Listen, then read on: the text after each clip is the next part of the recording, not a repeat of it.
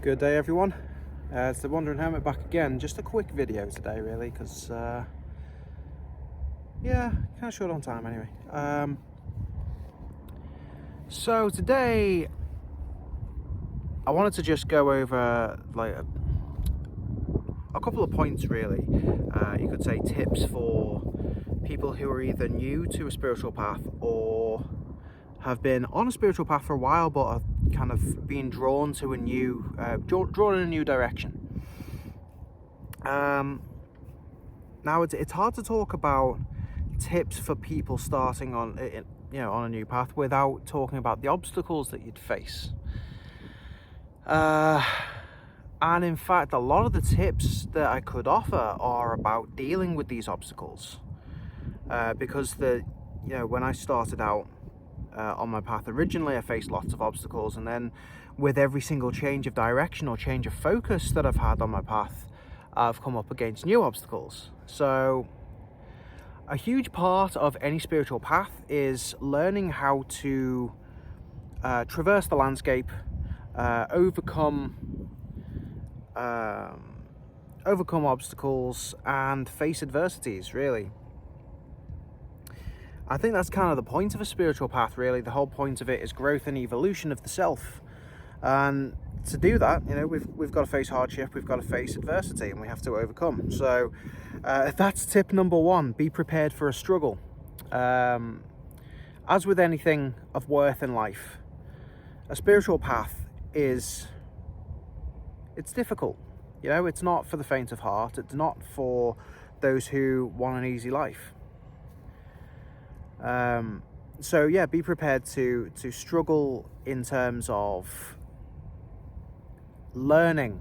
There's a lot of study that goes into it. There's a lot of practice. There's a lot of effort, a lot of energy that you got to put into it if you really want to get the most out of it.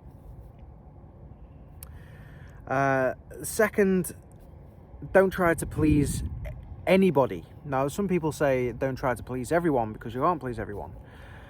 I would alter that and say don't try to please anyone but yourself, because to please other people means you have to conform to what other people see as acceptable. And on a spiritual path, that's not what it's about. It's about individual growth and evolution and coming to a full understanding of yourself and who you truly are as a spiritual being, not just as a physical being. So I would say don't disregard and be belligerent and sort of rejecting of other people, exclusionary of other people. But don't focus too much on what other people think of you. That's been my sort of primary struggle over the years, because there seems to be this problem within not the spiritual community necessarily, but in society as a whole, amongst a lot of people who regard themselves as spiritual, that you have to look a certain way, you have to act a certain way. There's a lot of stereotyping that goes on for spiritual people, in the community, and it seems like for most people in the spiritual community, I might look a bit too ordinary, a bit too normal. People pass me off as a muggle, if you want to use that terminology. Because I dress like an average person, jeans and t-shirt kind of person, or I'm always in my work gear. So on the surface, I don't look like a spiritual guy. So the spiritual community kind of go, nah, you're a bit too ordinary for me. And ordinary people, non-spiritual people, look at me and go, you're not quite normal, are you? So that's tip number 3. Prepare to be marginalized everywhere you go. Prepare to not fit in.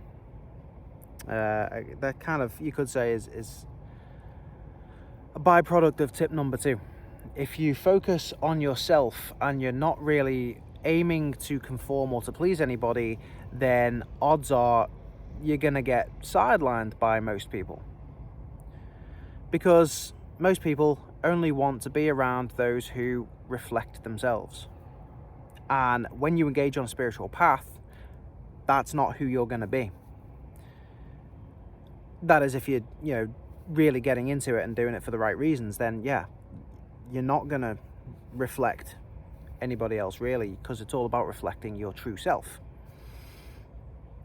Now, that doesn't mean to say that you're never ever going to have community, because the more you step into your own power, the more you step into a realization of who you truly are and align with your highest or most spiritual self, then other people, like-minded, like-spirited people will be drawn to you, and you'll kind of coalesce with people who are on the same path, taking different forms, but you'll gel with people who are doing the same as you. So, tip number 4, I would say, be open-minded, because you're going to be exposed to people and to experiences that you wouldn't have previously thought that you would be involved with. And as much as saying no to certain things is all about, that a spiritual path is also about saying yes to things that you wouldn't normally. Open yourself up to new experiences, open yourself up to new people, because that's how we grow, that's how we evolve, that's how we learn. So, yeah, be open-minded. If you have a vision of a being, like a deity, for example, from a pantheon that you've never really connected with, a culture that you've never connected with before, then rather than sitting and questioning, going, why has Sekhmet appeared to me? I've got no connection to the Egyptian culture or mythology at all. I've had no interest in it previously. Why am I seeing Sekhmet?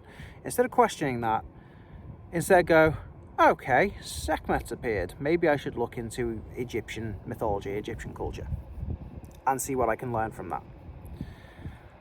Every experience that we have in life can teach us something, be it a harsh lesson or a useful, tip, something positive. So that leads me to tip number 5. Examine and analyze every single event in your life that you can, because a lot of us go through life in this mindset of, these bad things have happened to me in the past, and why did that happen to me, and what was the point in that? And a lot of the time it leads to a lot of negative thought processes. When you're on a spiritual path, it helps to look back on even the worst experiences in your life and think, well, how has that helped me? How has that benefited me? How have I grown from that? And most importantly, think, where would I be if that hadn't have happened? Would I be better off? Would I be the person that I am now? Self-analysis, I think, is one of the most important things, practices to engage in on a spiritual path. Self-reflection. That was tip number 5. Yeah, tip number 6. Read a lot. Read as much as you can, about as much as you can, because there is absolutely no limit to what you can learn and achieve if you have the mind and the willpower to do it. So if you're on a path where you want to learn and know as much as you possibly can about as much as you possibly can, then yeah, read a lot. It's if you align with the God of wisdom, read as much as you can, because you'll never stop learning. You'll never stop growing. And when other people say that there's only so much that you can do because you have to operate within the confines of a specific culture or a specific practice, I'd say turn a deaf ear to that. And if you're drawn to something, then pay no attention to the gatekeepers. Read into it, learn about it. I suppose that follows on from the previous one of be open-minded. Tip number 7. Be prepared for anything. because you'll find that when you step onto a spiritual path or change direction on your path, strange things happen. Very strange things will happen. You might find that you lose your job because of a change in direction on your spiritual path. You think, what, why? How is this punishment for changing my path, or is this punishment for being on a spiritual path, for looking into these things? No, it's not. It's things being stripped away from your life that no longer serve you, because you're aligning with your highest good. So when drastic things happen in your life, it's meant to happen. It's there for you to learn and grow from. You'll also find that if you start practicing magic in particular, weird things will happen to you, because when you start practicing magic, other people who practice it will notice. It's kind of like a little alarm goes off, or you get picked up on other people's radars. And some people will want to reach out and make contact with you, and they'll do that by reaching out psychically, or by sending spirit helpers to contact you. So if you start having visitations from spirits, or in dreams from people that you don't recognize, that's something to be prepared for, because it does happen. People notice, and people will reach out to you. It's very strange, and it can be disconcerting. Tip number 8: establish firm boundaries. This kind of leads on from tip number 7. Sometimes people will approach you, sometimes people will contact you because they know that you're a practitioner of the spiritual arts, and there are some unscrupulous characters out there. People who are running covens, people who are running cults, with nefarious purposes. If anyone, if you're interested in joining a coven and group practice, if anyone at all asks you for hair, or a handprint, or an item of clothing, or anything personal to you, run to the hills as fast as your legs can carry you, because things like that typically used in binding magics. And the last thing you want when you're starting out on a path, or starting in a new direction on a path, is to be bound by somebody else, or to somebody else, because that limits your capability to learn and grow and practice in ways that you can't even begin to fathom. And for some people, it is all about control.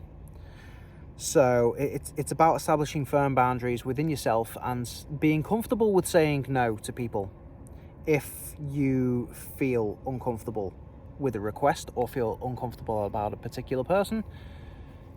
It's healthy and it's good to say no. So that would be tip number 8. See if I can do 2 more. Round it up to a nice 10. Tip number 9.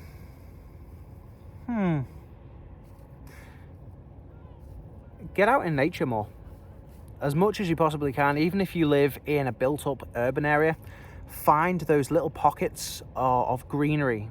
Find where the trees are, find where the birds go, find where there's animal life, and spend as much time there as you possibly can, because being around things that grow, and being around natural habitats, helps us align with the powers that govern those places. And on a spiritual path, it really helps to align yourself with the energies around you. So if you're looking to connect with spirits of the land, then spend time in nature. If you're looking to embark on a shamanic path, or if you've been called to more shamanic practice, definitely spend time in nature and talk to the plants, talk to the animals, talk to the wind, talk to the sunshine, the moonlight, talk to the stars, talk to the rain, talk to the little insect that lands on your shoulder one day, But that can only take place if you're if you seek it out. So yeah, spend time in nature is tip number 9. And if I could think of anything for tip number 10,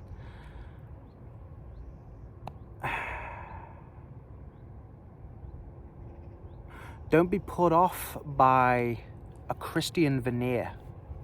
There seems to be this sort of common consensus within especially the pagan community, that Christianity or Judaism or Islam, anything Abrahamic in general, anything monotheistic, is not for us, or is somehow bad in some way. Now, as much as I understand and appreciate the sentiment behind that, considering what Christians and Muslims and sometimes Jews have done to pagan traditions or pagan cultures over the centuries, it's in the past. It's water under the bridge. We move on, we grow, we learn.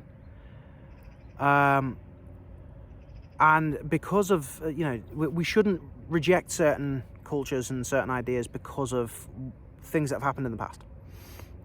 Because every single spiritual tradition on this planet, be it Abrahamic, be it Celtic, be it Norse, be it Hindu, Egyptian, Sumerian, Mesoamerican, all of them are, to varying degrees, connecting to the powers that made this universe and the powers that made this planet and the powers that made us.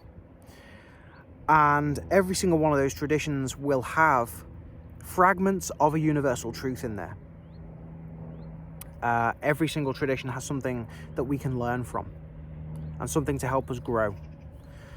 So again, this could just be, rehashing one of my earlier points of be open-minded, but if someone is presenting spiritual ideas but with a sort of monotheistic or Abrahamic veneer on it, if people are referring to angels and things like that, don't be put off by that, because there's so much to Abrahamic traditions, so many valuable pieces of information, so many valuable practices to adopt. And I've found that over the last couple of years, there's so much power to it. And if we can push past our misgivings and push past our hesitation and our inhibition and sort of engage with that, even as pagans, then we'll be all better off for it, because there are certain things in the Abrahamic traditions that can fill in gaps in the pagan traditions.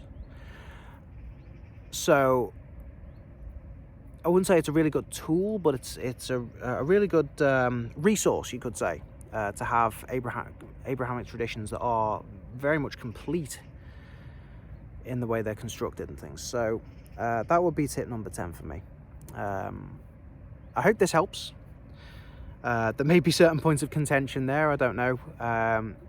If you have any thoughts, leave them in the comments box below. I'll be doing another video over the next few days, because this one was just an impromptu vid, I suppose. It's only been 4 days since my last one, so thought, why not? But until my next video, thanks very much for watching. Hit the like button, share, subscribe if you hadn't already. And until the next one, which may only be in a couple of days, you never know, bid you all the very best, and may your gods go with you. Bye for now.